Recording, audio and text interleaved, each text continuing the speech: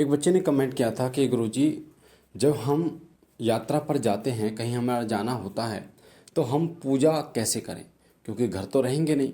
2 दिन, 3 दिन, 15 दिन, 20 दिन अगर कहीं चले जाते हैं तो हम पूजा को कैसे लगातार कर सकते हैं, कंटिन्यू कर सकते हैं, किस तरीके से? हम नहीं चाहते कि हम अपने इष्ट देव से अलग हों, उनकी सेवा को छोड़ें। तो कोई ऐसा तरीका बताइए जिससे हमारी पूजा भी चलती रहे और अपना काम भी हो जाए। तो आज की वीडियो में मैं आपको बताऊंगा आप कहीं भी जाते हैं तो कैसे आप अपनी पूजा कर सकते हैं। सबसे पहली बात यह है कि कम से कम आपको ये कोशिश करनी चाहिए, अगर आप इष्ट देव की कृपा पाना चाहते हो, ऐसी कृपा पाना चाहते हो कि आप बोलो और काम हो जाए, आप विनती करो और काम हो जाए, ऐसी कृपा पाना चाहते हो, तो एक तो समय का ध्यान रखना पड़ेगा आपको। एक समय का ध्यान रखना पड़ेगा। आप अपनी जो पूजा करें उसका एक समय निर्धारित करें। जैसे सुबह अगर 6 बजे का टाइम आपने फिक्स कर दिया है कि सुबह 6 बजे मुझे पूजा करनी है, तो सुबह 6 बजे पूजा पर बैठ जाएं। 10-15 मिनट ऊपर नीचे हो जाए कोई दिक्कत नहीं है, पर कोशिश करें कि उससे टाइम बैठ जाए। शाम को अगर मान लीजिए 6 या 7 या 8 बजे, शाम का भी कोई एक टाइम आपने फिक्स कर रखा है, जरूरी नहीं है कि सुबह का जो टाइम है शाम को भी वही रखेंगे, अपने अनुसार आप रख सकते हैं। तो उस टाइम पर ही पूजा करें। 6, 7, 8 जो भी टाइम आपने फिक्स कर रखा है उस पर ही पूजा करें। तो इससे होगा क्या कि जो शक्ति, अब जैसे उदाहरण के लिए मैं आपको एक बात बताता हूँ। अगर किसी व्यक्ति को आप बुलाते हो, टाइम देते हो कि इतने बजे आपको आना है, तो व्यक्ति उसी टाइम जो है उसी टाइम आपको मिलता है खड़ा। अगर मान लीजिए कल आपने उसको 2 बजे बुलाया दोपहर के, और अगले दिन आपने उसको बुलाया 6 बजे, तो वो 2 बजे जब आएगा, ठीक है, तो वो देखेगा कि आपने 6 बजे बुलाया है, फिर वो जब भी नहीं आएगा। इसलिए आप जो इष्ट होते हैं वो अपने नियमों के मर्यादा में पूर्ण रूप से बंधे होते हैं, वचनों में बंधे होते हैं। वो इंसान की तरह नहीं होते, हम जैसे इंसानों की तरह कि कुछ भी बात बोलो और तोड़ दो, झूठ कर दो या झूठ बोल दो या वचनों को तोड़ दो, ऐसा नहीं होते। देवता अपने वचन के पक्के होते हैं। अगर आपने उनको 6 बजे सेवा की है, उनकी 6 बजे आह्वान किया, तो 6 बजे ही आएंगे वो। तो सबसे पहले तो समय का बहुत बड़ा आपको ध्यान रखना है। दूसरी बात ये, अगर मैं अपनी बात करता हूँ, वैसे तो मैं कोशिश ये करता हूँ कि सुबह अगर कहीं पर भी मैं जा रहा हूँ, सुबह जाऊँ और शाम को वापस आ जाऊँ। सुबह जाऊँ और शाम को पूजा के समय तक वापस आ जाऊँ। तो ऐसा आप भी कर सकते हैं, कोशिश कीजिए। क्योंकि मैं अपने जो नियम हैं मेरे, उन नियमों को नहीं तोड़ता और कोशिश करता हूँ कि किसी भी हालत में वो नियम ना टूटे। अगर किसी वजह से कोई कारण ऐसा हो जाता है तो उसके लिए भी समाधान मैं बता रहा हूँ आपको आगे वीडियो में। तो कोशिश ये करें कि सुबह जाएं और शाम तक आ जाएं, उस समय तक जो पूजा का समय होता है। इससे फ़ायदा ये होता है कि आपके इष्ट जो हैं वो आपको हाजिर पाते हैं वहाँ पर, ठीक है। अब ये ऐसा ही होता है, जैसे उदाहरण के लिए मैं आपको एक और उदाहरण बताता हूँ। आप किसी से फ़ोन पे बात कर रहे हैं, आप फ़ोन पे बोल रहे हैं कि मैं खाना खा रहा हूँ, खाना खा लो आप भी। आपने बोल तो दिया और उसको अच्छा भी लगा, पर खाना नहीं खा पाएगा ना वो।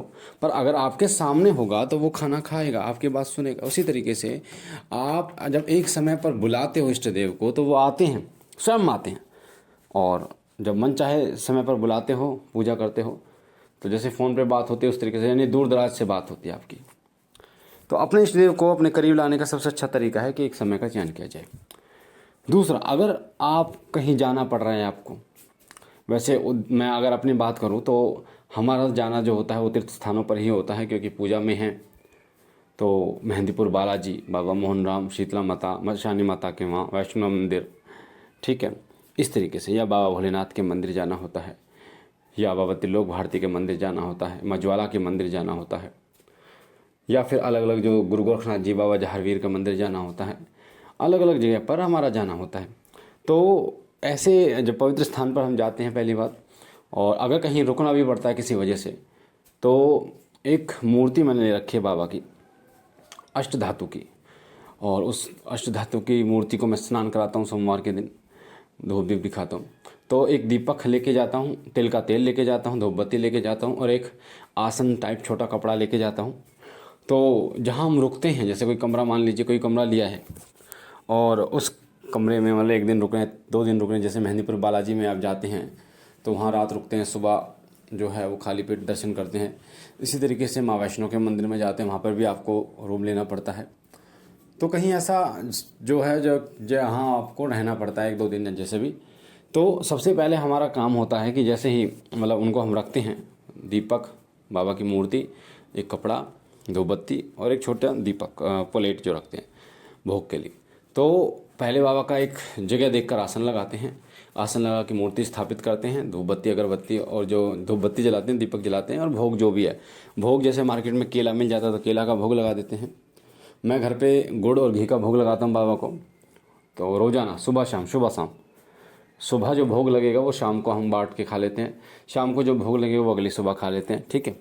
और जो जल का लोटा होता है, सुबह जो जल का लोटा भर के रखते हैं, वो हमारे घर के पितरों का स्थान छत के ऊपर बना हुआ है, उन पे हम इस जल के लोटे को डाल देता हूँ मैं, आधा उनके ऊपर, आधा भगवान सूर्य को डाल देता हूँ। तो फिर नया उसको लोटे को मांज के धो के अच्छे तरीके से, उसके बाद उसमें फिर नया जल भर के फिर रख देता हूँ। तो ये प्रक्रिया चलती रहती है। तो कहीं आप जा रहे हैं तो आप भी कोशिश करें कि आपके इष्ट देव की को अपने साथ लेके जाएं, उनकी जो मूर्ति, तस्वीर, कुछ भी, और उनके नाम का दीपक वहाँ प्रज्वलित जरूर करें। आप अपनी पूजा को कंटिन्यू कर सकते हैं। मैं साधना की बात नहीं कर रहा, मैं पूजा की बात करता हूँ नॉर्मली। साधना काल में तो नियम बढ़ जाते हैं, एक ही समय पर आपको करनी होती है।